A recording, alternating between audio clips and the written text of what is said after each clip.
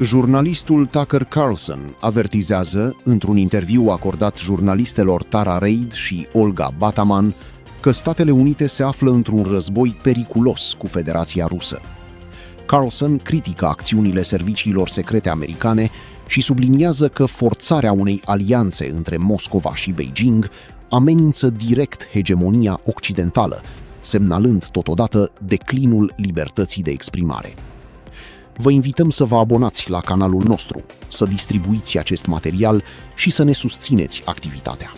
Vă mulțumim! Echipa Jurnal Info. Trump said 10 years ago, if we continue this conflict with Russia, we're going to drive Russia to China. They won't have a choice.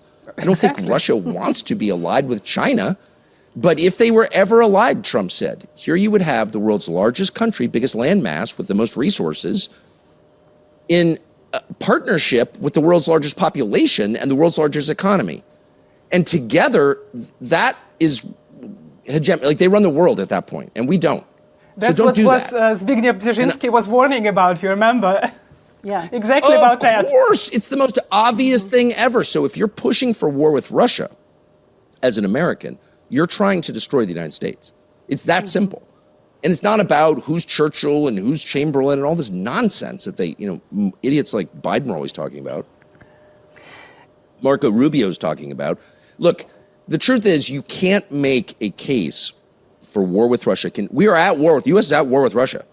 CIA is targeting attacks in mainland Russia.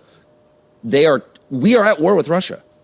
I grieve saying that. It's so crazy. It's so reckless. It's so destructive. And I'm so embarrassed. But we are.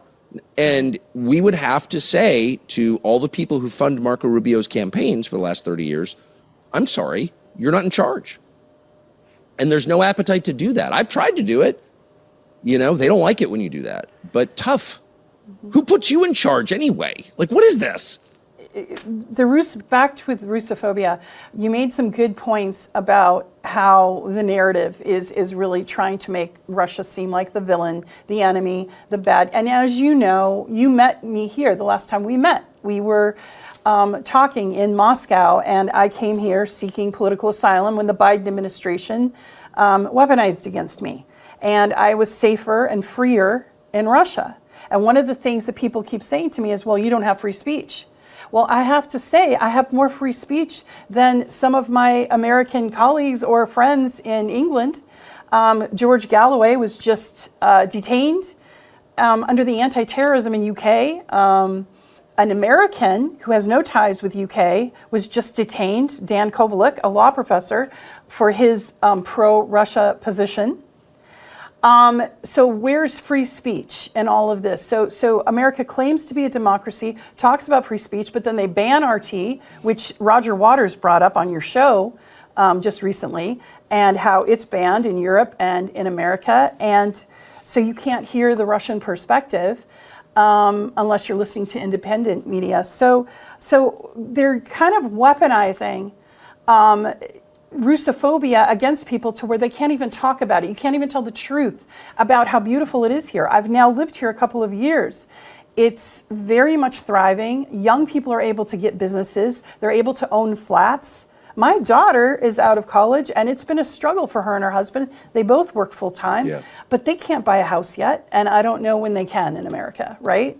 So anyway, I'll let you talk about I couldn't agree more. Speech, I mean, you can bottom line it.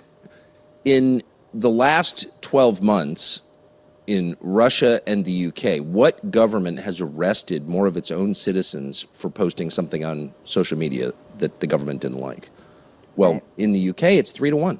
Yeah. 3 times as many Britons, which has a smaller population than Russia, have been arrested for naughty Facebook posts than Russians.